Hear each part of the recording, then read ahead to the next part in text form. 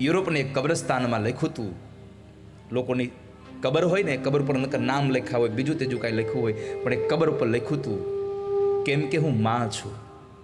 કેમ કે હું માં છું આ શબ્દ બધાને આશ્ચર્ય પમાડતો હતો કે આવું કેમ લખ્યું છે. પણ જ્યારે એની કહાનીને જ્યારે સાંભળવામાં આવી ત્યારે ખબર પડી કે ખરેખર આ એટલા માટે લખ્યું છે કે એક વખતના સમયે એ મહારાણી હતા, જેની કબર હતી એ એક રાજધાનીના એક મહારાણી હતા. એની 12 વર્ષની દીકરીને એક એવો રોગ હતો, કોઈને એની પાસે નહોતો જવા દેવામાં આવતો. જન્મથી જ એને આટલો રોગ હતો, એને એની પાસે ન જવા દે કોઈને. ડૉક્ટરે સ્પષ્ટ ના પાડેલી વૈદ્યોએ કે આને કોઈ સ્પર્શ કરવો નહીં.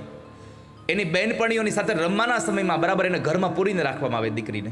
એની બહેનપણીઓ બહારથી આવે તો સૈનિકો સાથે હોય, રૂમમાં જાય, હાય હેલો કરી નીકળી જાય.